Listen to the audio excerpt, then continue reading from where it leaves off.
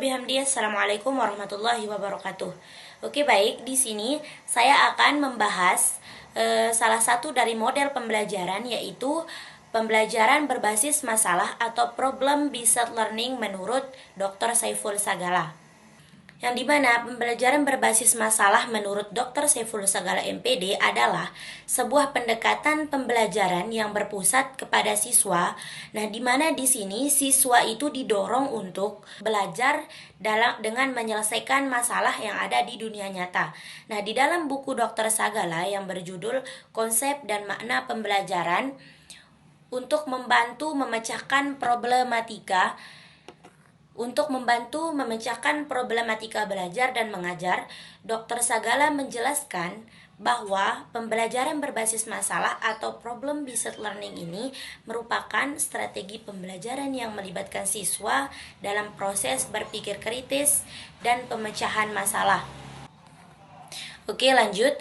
Dr. Sagala juga menekankan bahwa pembelajaran berbasis masalah ini tidak hanya sekedar memberikan masalah kepada siswa, tetapi juga melibatkan mereka dalam proses mencari sebuah informasi, menganalisis masalah, merumuskan solusi, dan mengevaluasi efektivitas sosial tersebut. Nah, pembelajaran berbasis masalah menurut Dr. Sagala memiliki beberapa ciri khas, yaitu yang pertama berpusat pada siswa. Siswa menjadi aktor utama dalam pembelajaran mereka, aktif dalam mencari sebuah informasi, menganalisis masalah, dan merumuskan solusi. Yang kedua, pembelajaran berbasis masalah menurut Dr. Sagala memiliki beberapa ciri khas, yaitu ada 4. Yang pertama, berpusat pada siswa. Nah, di mana di sini siswa itu menjadi aktor utama dalam pembelajaran. Mereka itu aktif dalam mencari sebuah informasi, menganalisis masalah, dan merumuskan solusi. Yang kedua, berorientasi pada masalah. Pembelajaran dimulai dengan masalah yang sangat relevan dengan kehidupan nyata dan menarik bagi siswa. Yang ketiga, kolaboratif. Nah, siswa bekerja sama dalam sebuah kelompok untuk menyelesaikan suatu masalah atau untuk menyelesaikan masalah tersebut. Mereka di sini saling berbagi ide dan pengetahuan. Oke, yang keempat, reflektif. Nah, di sini siswa didorong untuk merefleksikan proses pembelajaran mereka, yang dimana mereka mengidentifikasi apa yang mereka pelajari dan bagaimana mereka dapat meningkatkan kemampuan mereka untuk menyelesaikan masalah di masa depan. Oke, selanjutnya menurut Dr. Sagala juga menjelaskan bahwa pembelajaran berbasis masalah ini memiliki beberapa manfaat. Yang pertama, meningkatkan motivasi dan keterlibatan siswa. Nah, pembelajaran berbasis masalah ini membantu membuat pembelajaran lebih menarik dan sangat relevan bagi siswa, karena mereka di sini terlibat dalam memecahkan suatu masalah yang nyata dan bermakna.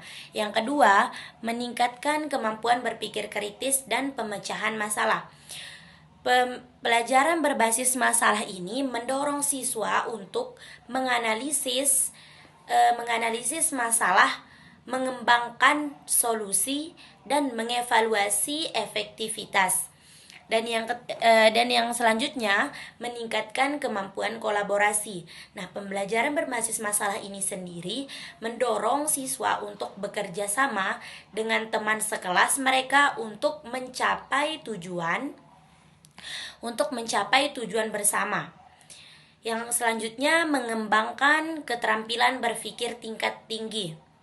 Nah, pembelajaran berbasis masalah ini juga mendorong siswa untuk terlibat dalam proses berpikir tingkat tinggi atau berpikir kritis, seperti mereka menganalisis, sintesis, dan evaluasi. Oke, dalam penerapan pembelajaran berbasis masalah, Dr. Sagala menyarankan agar guru melakukan hal-hal sebagai berikut. Yang pertama, memilih masalah yang relevan dan menarik bagi siswa. Nah, masalah harus relevan dengan kehidupan nyata dan menarik bagi siswa agar mereka itu dapat termotivasi untuk belajar. Yang kedua, memberikan kesempatan kepada siswa untuk mencari informasi. Nah, di mana di sini siswa harus diberikan kesempatan untuk mencari informasi yang sangat relevan dengan masalah yang mereka hadapi. Yang ketiga, membimbing siswa dalam menganalisis masalah. Nah, di sini guru harus membimbing siswa dalam menganalisis atau dalam menganalisis masalah atau mengidentifikasi penyebabnya dan merumuskan pertanyaan yang tepat.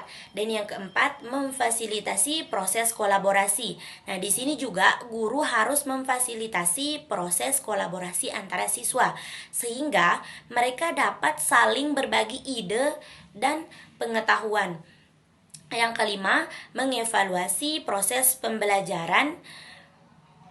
Mengevaluasi proses pembelajaran termasuk kemampuan siswa dalam menyelesaikan masalah. Nah, di mana mereka di sini memiliki kemampuan berpikir kritis dan kemampuan kolaborasi.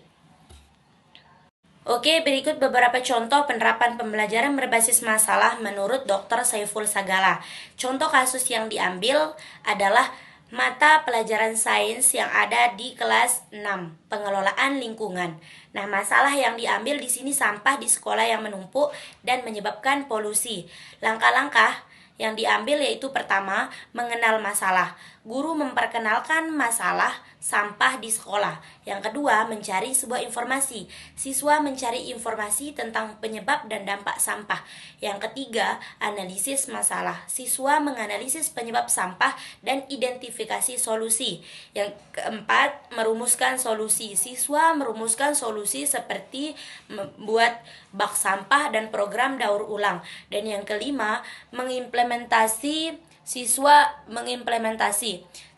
melaksanakan solusi seperti membuat tempat sampah dan mengumpulkan sampah. Yang keenam, evaluasi.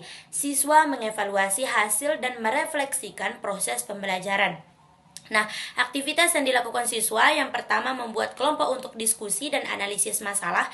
Yang kedua, mencari informasi dari sumber yang kredibel. Yang ketiga, membuat presentasi tentang solusi dari masalah tersebut. Yang keempat, melaksanakan solusi dan memantau hasil yang telah mereka kerjakan. Yang kelima, merefleksikan proses pembelajaran dan mengidentifikasi kemajuannya. Oke, lanjut. Peran guru di sini yang pertama memfasilitasi diskusi dan analisis. Yang kedua, memberikan umpan balik dan motivasi. Yang ketiga, membantu siswa mencari sebuah informasi. Yang keempat, mengevaluasi proses pembelajaran. Dan yang terakhir, membantu siswa merefleksikan proses pembelajaran. Oke. Nah, hasil yang diharapkan di sini yang pertama, siswa memahami pentingnya pengelolaan lingkungan. Yang kedua, siswa mengembangkan kemampuan berpikir kritis dan analitis. Yang ketiga, siswa mengembangkan kemampuan kolaborasi dan komunikasi.